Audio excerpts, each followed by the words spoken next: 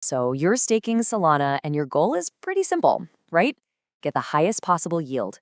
But what if I told you that the most common strategy, just picking the validator with the lowest fee, is secretly costing you rewards?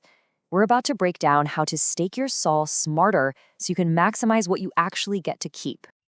So let's just ask it straight up. Are you falling for the most common trap in Solana staking? It is such an easy mistake to make. I mean, it looks great on the surface, but it can quietly drain your rewards without you ever even noticing. And this is the trap, right here in a nutshell. On one side, you've got the promise. A validator shouting about a 0% commission. It feels like the perfect deal, like you're going to keep 100% of your rewards. But the reality, on the other side, is often hidden reward loss. And that's caused by things that are way more important than that shiny 0% fee. This right here is the crucial mindset shift you need to make. Your goal isn't just finding the lowest fee. It's about getting the highest net yield, the actual final amount of SOL that lands back in your wallet. That's the only number that really matters. So how do we figure that out? Well, it all comes down to understanding the real relationship between two key ideas, commission and performance. This is where we get into the actual math behind what you earn. The first, and honestly, the most critical performance metric is uptime. Just think of it like your validator's attendance record at work. It's the percentage of time that validator is online, doing its job, and actively earning rewards for you. When uptime is high, it's constantly making you money. And the flip side of that coin is downtime, which you'll also hear called delinquency. This is when your validator is offline or it fails to vote on transactions. And when this happens, it's not just sitting around doing nothing, it's actively missing out on rewards it should have been earning for you, which, you guessed it, directly cuts into your profit. And check this out. Here's how that math really plays out in the real world. You've got validator A offering that amazing sounding 0% commission. But look, its uptime is only 95%. That 5% of the time it's offline translates to a serious loss of rewards. Now compare that to validator B. Yeah, it charges a 5% commission, but it has nearly perfect uptime. At the end of the day, validator B, even with the fee, is going to put more SOL in your pocket. It's that simple. So what's the benchmark you should be looking for? This is the number to burn into your brain. You should always prioritize validators that consistently maintain at least 99% uptime. Seriously, anything less, and you're probably leaving money on the table, no matter how low their fee is. Okay, so the theory is clear. Performance is way more important than just a low fee. But how do you actually find these top-tier validators? Let's get practical and open up the validator vetting toolkit. The most important rule of all is don't guess. A validator's performance isn't set in stone. It can change over time. You've got to base your decision on hard, real-time data, and the best place to find that is on network explorers. And lucky for us, the Solana ecosystem has some fantastic tools for this. Websites like Solana Beach, Solana Compass, and validators.app give you a live, totally transparent view into how every single validator is performing right now. These sites are going to be your best friends in this process.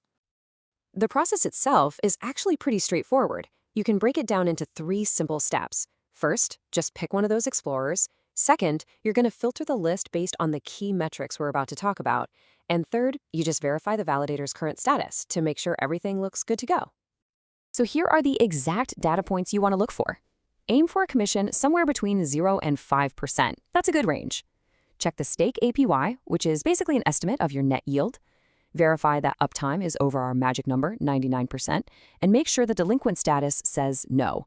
And hey, if you can, consider the decentralization score. Staking with smaller, high-quality validators actually helps strengthen the entire Solana network, which is a win for everyone. Now, what if you're listening to all this and thinking, that sounds a little too hands-on for me? Well, there's another powerful strategy you can use, and that's the liquid staking alternative. It's really perfect for anyone who wants a more automated, hands-off approach. With liquid staking, you don't pick just one validator. Instead, you delegate your SOL to a protocol, and that protocol manages a huge, optimized pool of high-performance validators for you. In exchange for your SOL, you get a special token back that represents your stake. The 2 most popular and trusted players in this space are Marinade and Jito. They do all the heavy lifting, monitoring validator performance, automatically spreading your stake across the best options, all to maximize your returns and minimize your risk. And here's the real innovation, the key part. That token you get back is a liquid staking token, or an LST. If you use Marinade, it's MSOL. With Jito, it's JitoSol. This token proves you own that staked sol, but critically, it's not locked away. And this highlights the main benefit. With native staking, your SOL is locked up while it's earning rewards.